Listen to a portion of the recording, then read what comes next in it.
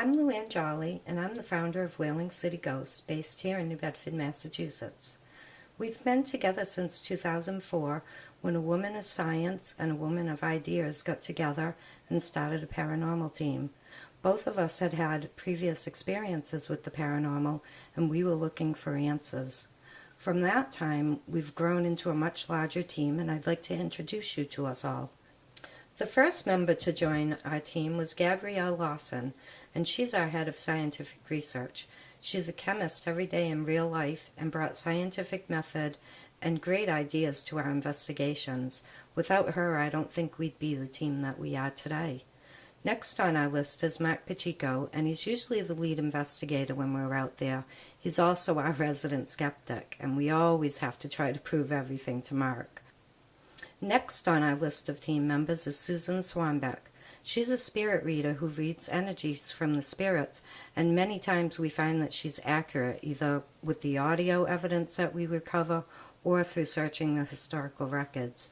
She's been a great addition to the team. She also does videography for us and is doing so much with this that we're really proud of her. As the team continued to grow and expand, we soon added David Ferrier, who was a real-life interviewer for the Commonwealth of Massachusetts. His experience at interviewing is invaluable when we're out there. The last member of our team is Donna Stagman. She's also a spirit reader, and she does a lot of audio for the team also. Altogether, we form a team that's a little different from others because we've taken on people who have had repeat experiences with the paranormal in hopes that because of that, we would bring back better, more quality data into the paranormal field to help prove that there really is life after death. Whaling City Ghosts has been a private research team since 2004, and we've been trying to do a lot to help the community. There's a long, rich, wonderful history here that not a lot of people actually know about. And that's the reason why we have so many ghosts. We have a long and illustrious history here in the Whaling City. New Bedford rests right along a large 200 square mile area that has a lot of reports about being haunted. There's cryptid reports, UFO reports, many ghostly reports and hauntings. And here we are in New Bedford, right alongside of it. Many of the members have actually grown up in and around the Bridgewater Triangle, and Whaling City Ghosts investigates it on a regular basis. Everything.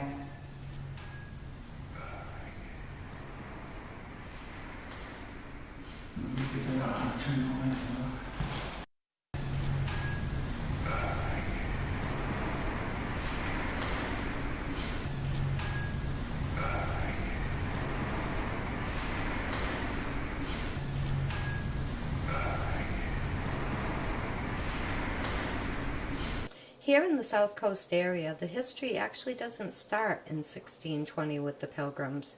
It went on thousands of years before the white man ever landed here on its shores. But to save a little time, we are going to start with the Pilgrims. In 1620, when the Pilgrims landed, they were definitely not prepared for the harsh conditions here in New England. 99 people came off of the Mayflower, but after the first winter, there were only 52 left. They were starving, they were cold, some of them were ill, and it came to the great chief Massasoit to help them. During that first winter, it was up to Massasoit, the great chief of the Wampanoag, to help the Pilgrims make it through the winter. He shared the tribe's winter stores with them, and he also helped them to learn how to plant corn, squash, and beans, which the Wampanoag considered the Three Sisters. The settlers signed a peace treaty with Massasoit, and that same peace treaty actually held until 1661 at the death of Massasoit. It was shortly afterwards that some tremendous pressure broke out between the two, the tribes, the first people who belonged here, and the new people who had come to the New World for a new life. By 1675, war had broken out between the settlers and the Indians. It ended in August of 1676 at Anawan Rock, where Anawan surrendered to Fort Plymouth. His head was hung on a pike for 20 years. The rest of his tribe was sold into slavery. But we'll definitely get back into the Wampanoag on another episode because there's plenty of spirits of the Wampanoag to speak about. Watch out for. Because unfortunately there are things nastier than ghosts. So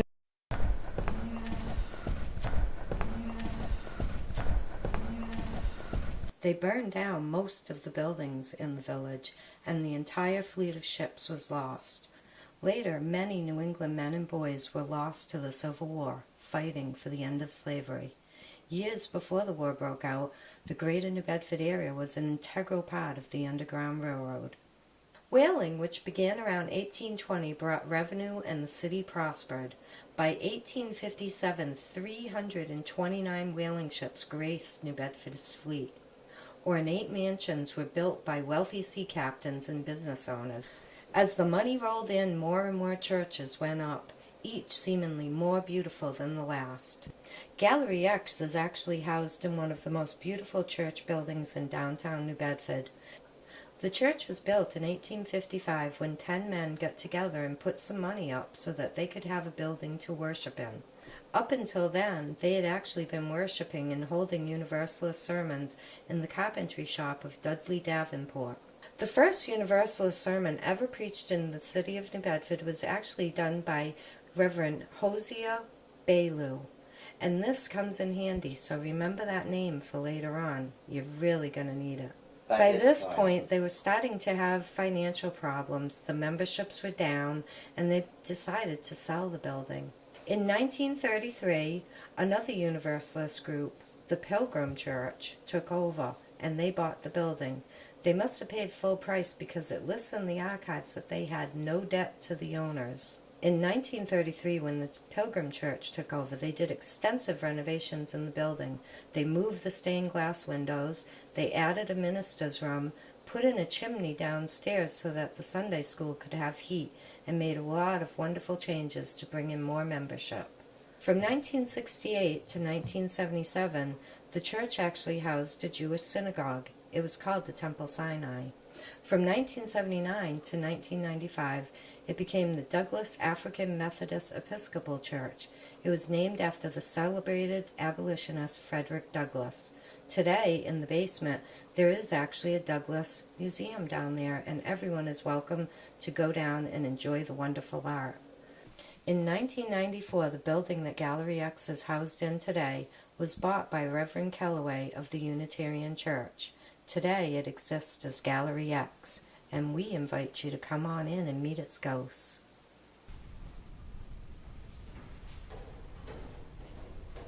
Well, now I got those 2 different ones, and I can always do the other one close up.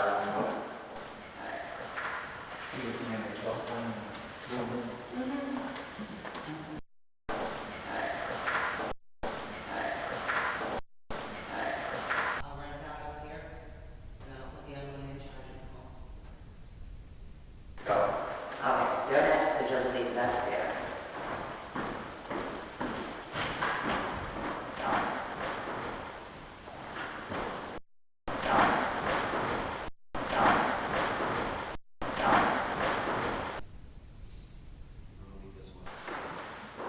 Makes me sad to hear you crying and not know why.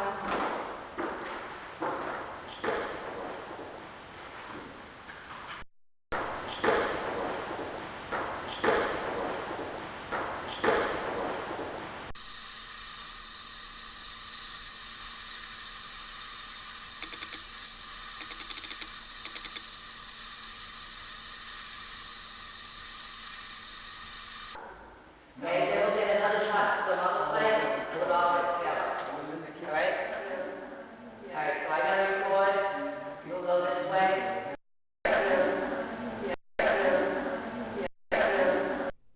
In the next DVP clip, you'll hear a beep at the beginning. What this beep is called a REM pod, and what it does is creates a magnetic field around itself. If anything living or dead breaks that field, it will alarm. That's what you hear at the beginning of this EVP. After that, you'll hear a strange whisper. Boy, the real thing can say anything. We're still not sure exactly what that means, but if you have any ideas, give us a shout out on our Facebook page. We'd be glad to hear from you.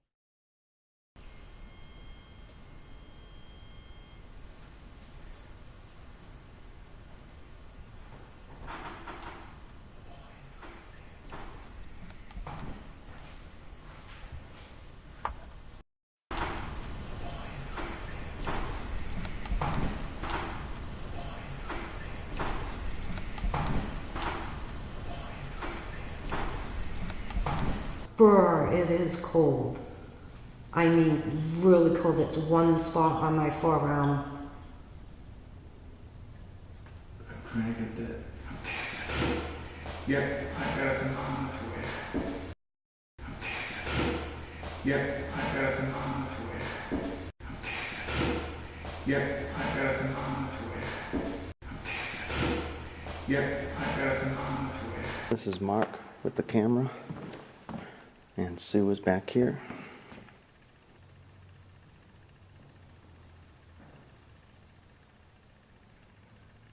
And come over and play with the toy over here.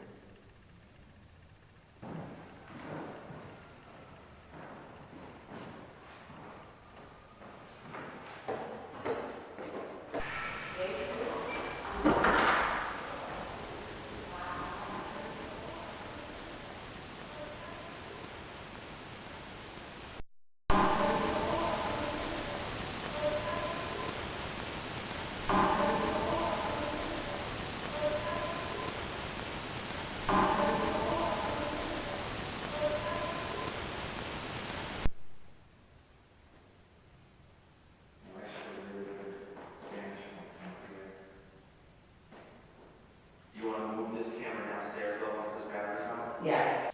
My name is Sue. Nice to meet you.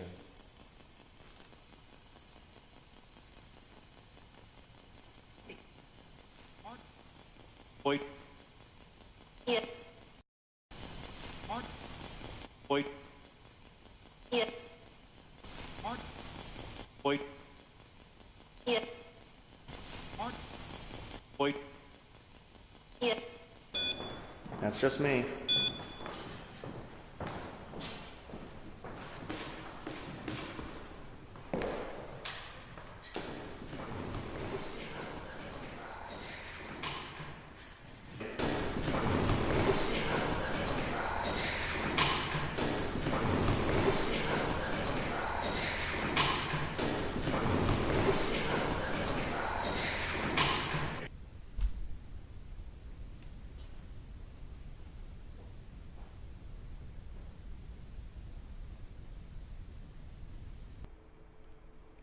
Every now and then, Whaling City Ghosts encounters a cranky ghost. This example of EVP is one of those cranky ghosts. He would much rather be left alone than join in on the fun that the other ghosts seem to be having with us. Leave me alone is what he's telling us.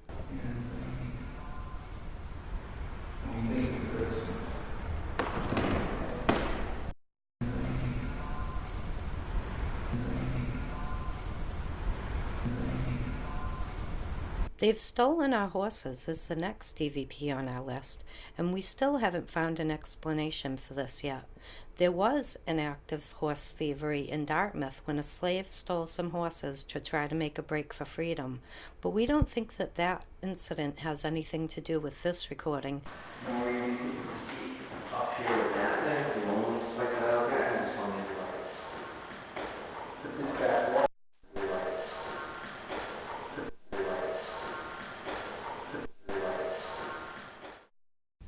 From 1968 to 1977, the Gallery X building housed the Douglas African Methodist Episcopal Church. We believe that this next CVP has to do with that time period of the building. During the 60s and 70s, there were quite a few racial struggles, and we can understand why a ghost would ask us. Okay, here we go.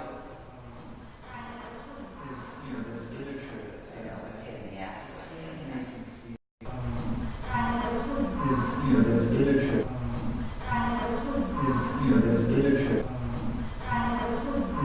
There's literature.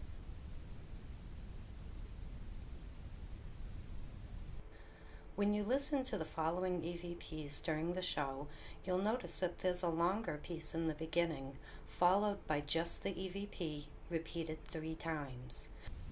And the dates.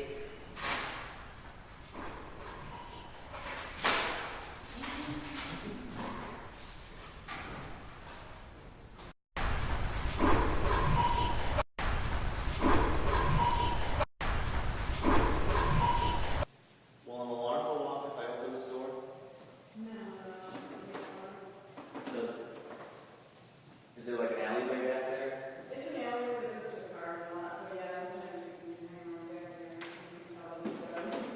When the Universalists first began meeting in the early 1820s, Reverend Hosea Bailu was the first minister to preach a Universalist sermon. At first they had to preach in Dudley Davenport's carpentry shop, but later, after they had built the Universalist Church on William Street, they were able to have sermons there. When asked who the first minister to preach in the church was, we didn't have an idea yet. We hadn't done the historical research on the case yet. But the answer that the ghost gave us was the correct answer. Simply, Bailu. Who was the first minister here?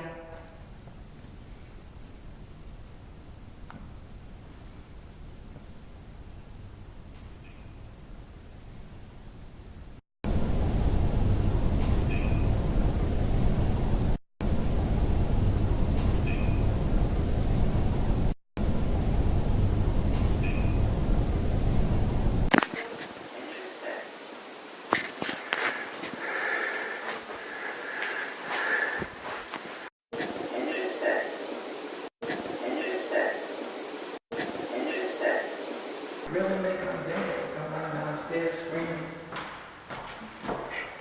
Are you here? Laurie?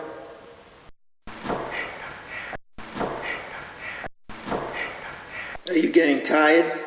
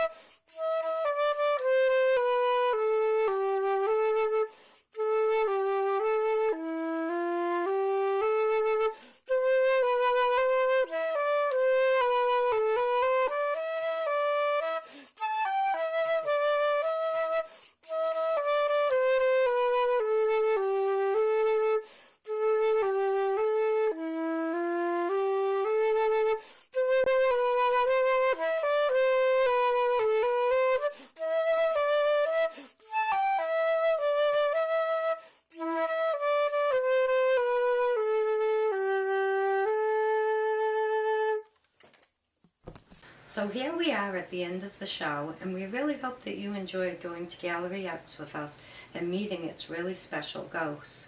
In future episodes, we hope to explore more of the history of this area and look at other towns and other cities. For right now, our focus will probably remain on New Bedford because there are still hundreds of historic buildings in the city that have to be checked over and spec'd out for specters. Going back over the Gallery X, It's a wonderful historic church building that was built in 1855 and has remained where it is standing this day as a church and now as one of the most prestigious art galleries in New Bedford. I'm sure that the Gallery X members wouldn't mind you coming in and taking a look at their beautiful artwork. It's usually on display most days from 11 to 5. If you have any questions or comments about the show, or even just the paranormal in general, feel free to contact us at any of the links that we've mentioned in the credits. You can also explore more history, clips that you didn't get to see on the show, bonus EVPs, photographs, and sometimes videos when you visit our Facebook page. So be sure to check in regularly because you never know what you're going to find on our page. If you want to take a more in-depth look into the history of New Bedford and the surrounding areas, all of our libraries have great research rooms, and just about every town and city around here has a great historical society. Whaling City Ghosts is always digging in the racks and the archives, because in this way, at times when we're really very lucky, we actually get to identify one of our ghosts that we've come in contact with. An example of when hitting the archives of history can really help out in the paranormal is the case of Hosea Belu. We had asked a question and a spirit had given us a direct answer. It wasn't until we hit the archives and found out that Hosea Belu was the first minister to actually preach in the church. So I hope we see you next time when we take you on another adventure with Whaling City Ghosts, here on the edge of the Bridgewater Triangle.